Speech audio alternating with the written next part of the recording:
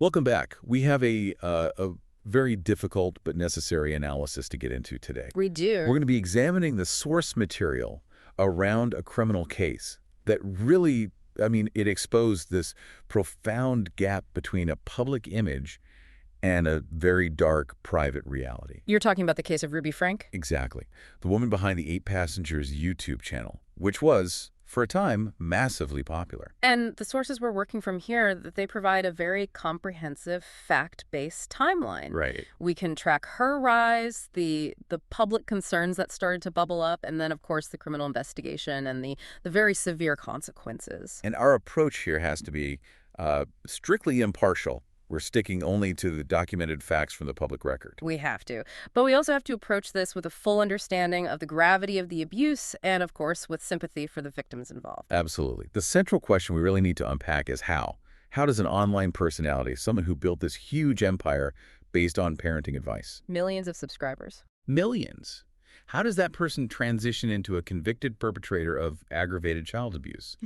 We need to trace it all the way from those first warning signs that viewers raised right through to the legal resolution. And to do that, we can't just list the events. We have to get into the details, the psychological context, the business side of it, the ideology of this group, connections. And the legal system in Utah. And the complexities of the legal system. That's the only way to really understand the depth of this case. Okay, so let's start at the beginning. We're talking about, 2015? This was a really pivotal time for that whole momfluencer world. It was. And Ruby Franke, who was born Ruby Griffiths in Logan, Utah, she launches the 8 Passengers channel. And it wasn't just a small project. Not at all. From the very start, it was positioned as a serious business. It was all about documenting her life in Utah with her husband, Kevin, and their 6 children. The scale of it is what's so striking, the consistency. That's the key.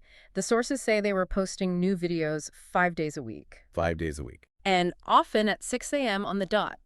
That kind of rigor, that frequency, it's how you dominate the algorithms and build a massive, very engaged audience very, very quickly. And we're not talking about a small following here. No. By June of 2020, so just 5 years in, 8 Passengers was an absolute powerhouse online. The numbers are. They're huge. The sources cite about 2.5 million subscribers.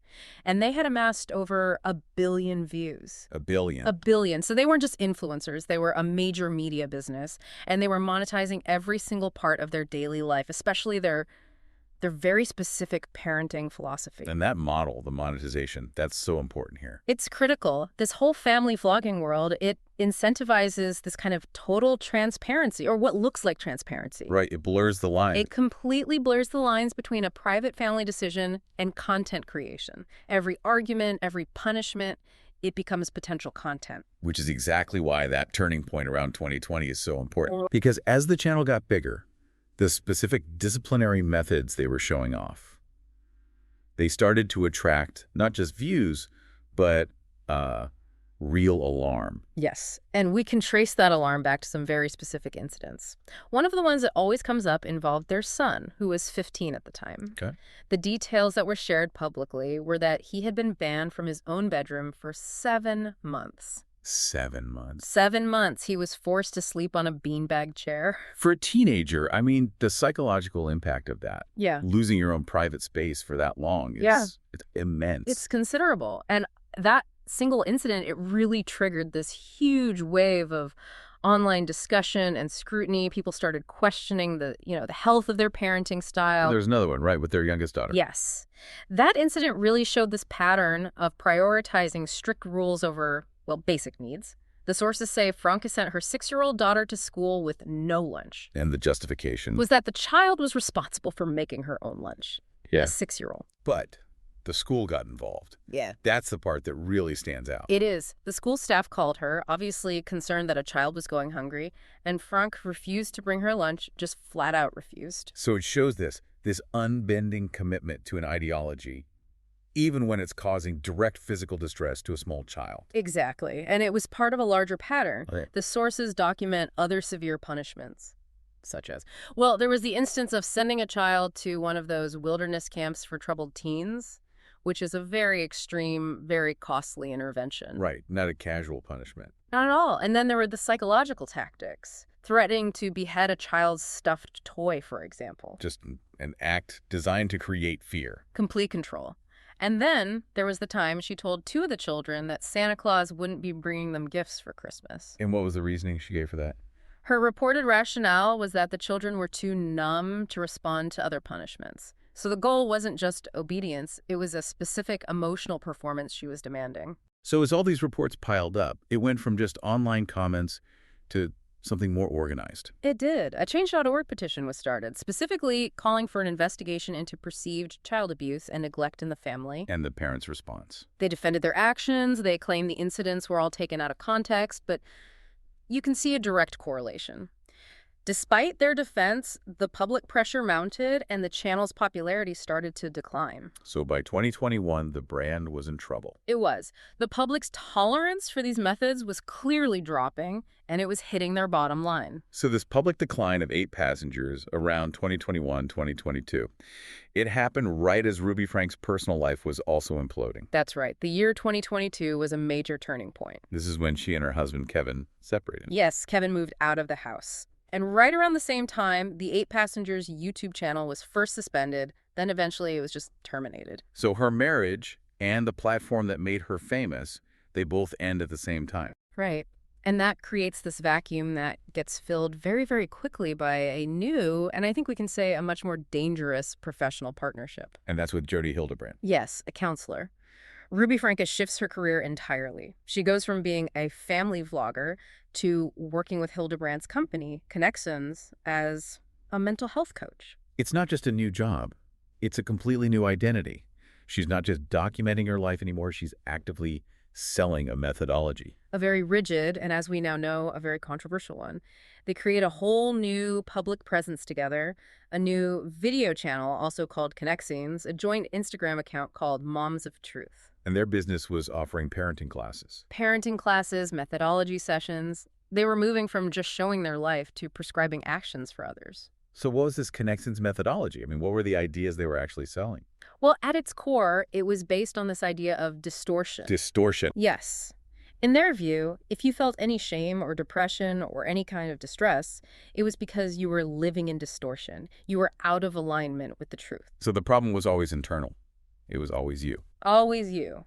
And the only way to heal was through what they called radical accountability, which often meant extreme self-denial, isolation. It sounds like a thought reform system almost. A way to shut down any critical thinking. That's a fair description. If you feel bad, it's not because you're being controlled or abused, it's because you are distorted. It's a closed loop. And the sources say this ideology encouraged people to cut ties with family. Yeah. To cut off anyone they deemed toxic. And when you apply that concept to your own children, you can see how it facilitates their isolation, how it removes them from anyone who might protect them. This whole ideological framework it's just essential context for what happened next. It is. Because even after the 8 Passengers channel was gone, people were still worried about the kids. That's right. And it wasn't just online viewers anymore. It was people much closer to home. Neighbors and her eldest daughter. Yes, particularly her eldest daughter, Shuri, who was in college. The sources confirmed they were repeatedly calling the authorities, asking for wellness checks on the younger siblings. And what was the specific concern they were reporting?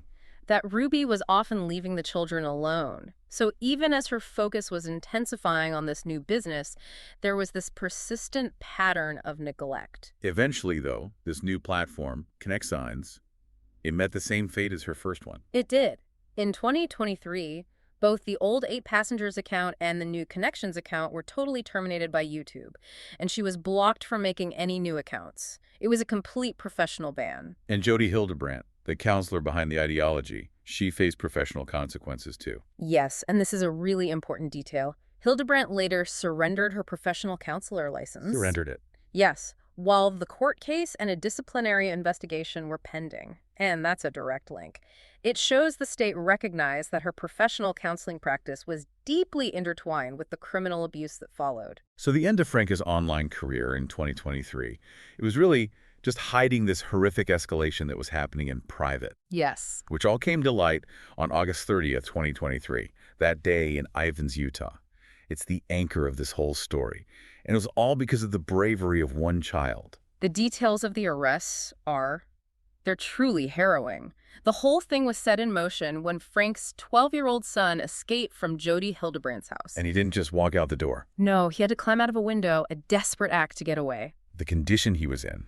That's the immediate, undeniable proof of what had been happening. Yes. The sources describe him as emaciated, severely malnourished, and he had open wounds and duct tape around his wrists and ankles. This isn't discipline. This is torture. It is, and we need to just pause and recognize the suffering in that description. He went straight to a neighbor's house for help. And what did he ask for? Food and water. That was his desperate plea. Just basic sustenance. The neighbor saw his condition, saw the duct tape, and immediately called the police. And when emergency services arrived, the injuries were officially documented. Yes. He was taken to a hospital for the severe malnourishment, but also for, and this is a quote, deep lacerations from being tied up with rope. Tied up. Physically restrained to the point of injury. And the investigation didn't stop there. No, they went into the house. Police entered Hildebrandt's home, and that's where they found Frank's 10-year-old daughter. And she was? Also severely malnourished. She needed immediate hospitalization as well. It confirmed this was systematic abuse targeting more than one child. What about physical evidence? Did they find anything in the house that backed up the boy's story? They did. The search turned up key evidence. They found items that were, quote, consistent with the markings on the boy. So ropes, things like that. Ropes, adhesive materials, the instruments of restraint that matched the boy's injuries. It made the children's testimony undeniable. There's one detail from the police reports about how they were treating his wounds that is it's so cruel. It's incredibly disturbing. Police reported that the boy told them they had been using a mixture of cayenne pepper and honey to dress his open wounds. Cayenne pepper. Yes. On open lacerations. The pain would have been absolutely excruciating. This was not first aid. Investigators saw this as an intentional infliction of pain, likely tied to their ideology about casting out evil. It just shows the level of deliberate, systematic cruelty. It does. And all of this evidence led very quickly to legal action. Both women were arrested. Ruby Franke and Jody Hildebrandt were arrested in Washington County, Utah. They were each charged with 6 felony counts of aggravated child abuse. And the charges related specifically to the 2 children found in the house. That's right, the 12-year-old boy and the 10-year-old girl. And given the severity of the allegations, the starvation, the torture, they were both held without bail. And the other children? The Utah Division of Child and Family Services stepped in immediately. The boy, the girl, and 2 of Franke's other minor children were all taken into protective state care.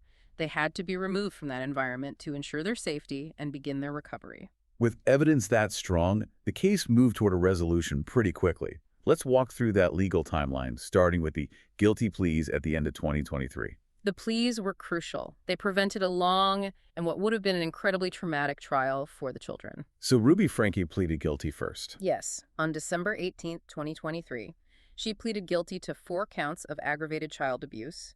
2 of the original 6 counts were dropped as part of that plea agreement. And these plea deals, they include what's called a factual basis, where she officially admits to what she did. Exactly. And the factual basis here was damning.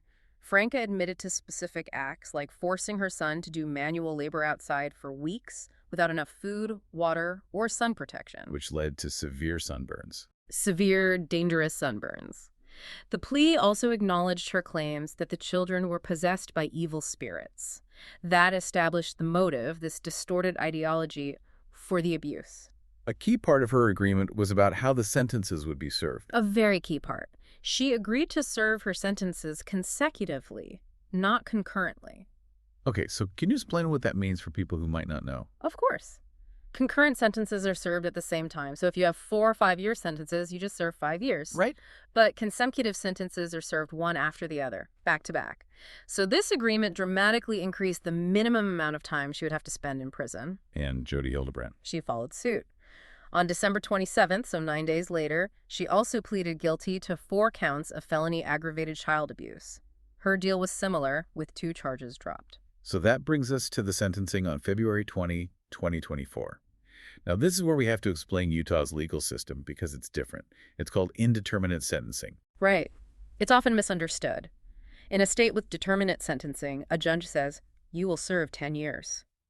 That's it. But not in Utah. No. In Utah, the judge sets a minimum and a maximum range. Franke received 4 sentences, and each one carried a range of 1 to 15 years. And they're consecutive. They are consecutive. So you add up the minimums. That means she must serve a minimum of 4 years in prison before she can even be considered for parole. And the maximums. 4 times 15 is 60 years. Is that her sentence? Well, that's the mathematical maximum, but Utah law actually caps it. For consecutive sentences like this, the total time served can't go over 30 years. Okay, so her sentence is effectively 4 to 30 years. That's right. So who decides how much of that time she actually serves? And that is the crucial part. It's not the judge. It's an agency called the Utah Board of Pardons and Parole. They hold all the power. So after she serves her 4-year minimum, her case goes before this board.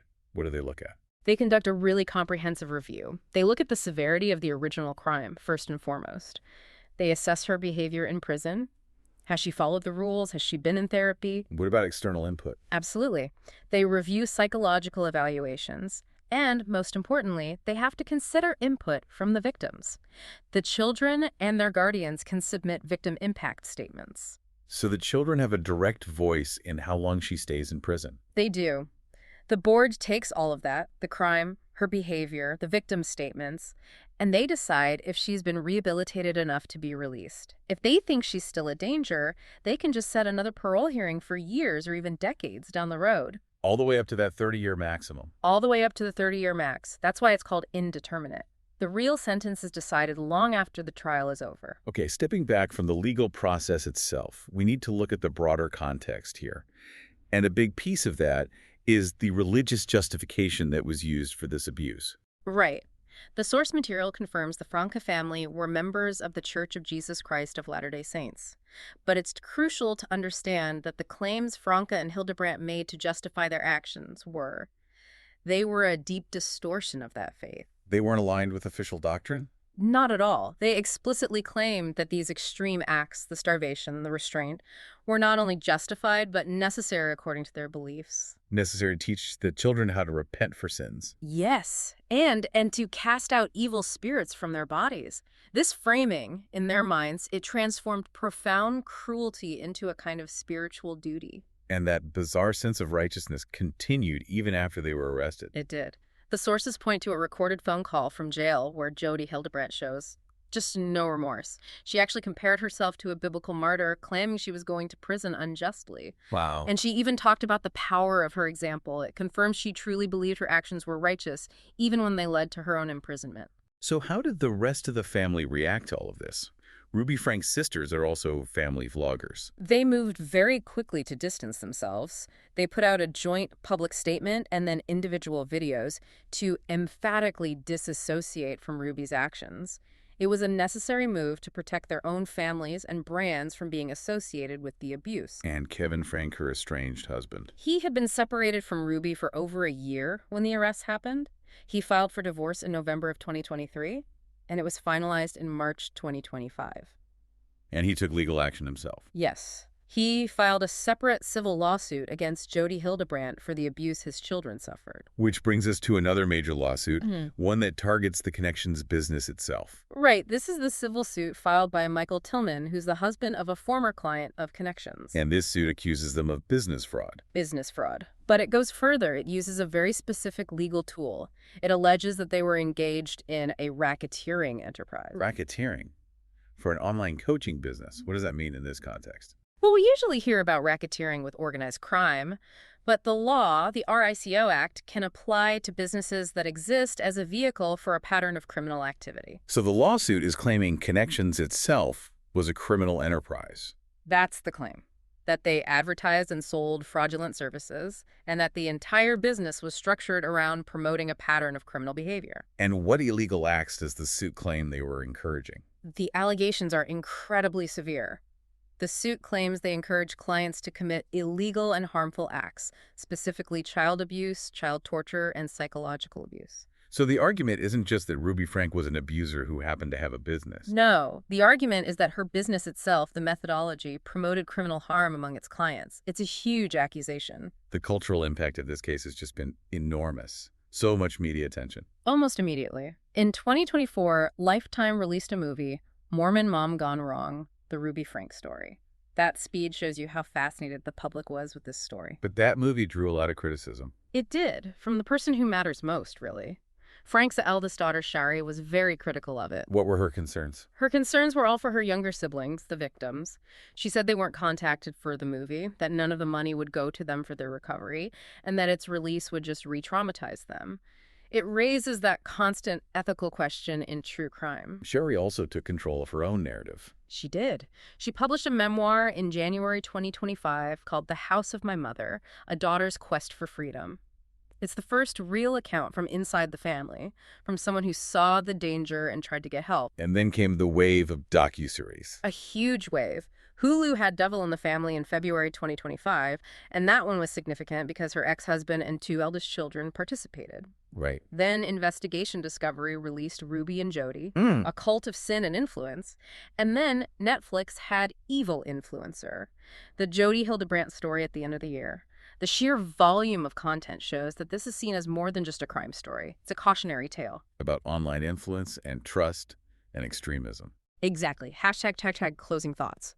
When you synthesize all of this material, the one thing that stands out is just how fast and how severe the collapse was once that public facade finally cracked. Right. The whole system, the constant documentation for YouTube, the monetization of discipline, the isolation that was enforced by the connections ideology, it created the perfect storm for this kind of systematic abuse. And it was only exposed because a child was desperate enough to climb out a window. A starving, injured child. That's what it took. The billion views her channel had didn't protect her kids, but the visibility she created, it did fuel the public outcry that eventually forced authorities to act. And now we're seeing those consequences play out. On a criminal side, her freedom will be decided by that parole board for potentially the next 30 years. And on the civil side, the family is trying to recover. And that business model that enabled the abuse is being challenged in court. The facts of the case, the ropes, the cayenne pepper, those are the tragic details the court punished. It's the contrast that's so hard to process. Yeah. The person millions trusted for family advice was the perpetrator. It forces you to look critically at the whole system that allows harmful, controlling ideologies to be packaged and sold as expertise. So that really leaves us with a final question. Thinking about that civil lawsuit, the racketeering case, the one that claims the connections methodology itself encouraged clients to commit child abuse. Yes. How should we think about accountability for online experts and the advice they sell to millions? Where does the personal responsibility of the consumer end and the legal liability of the business begin when the product being sold is an ideology that allegedly promotes criminal acts? That's something to think about as you process this very challenging material. Thanks for listening.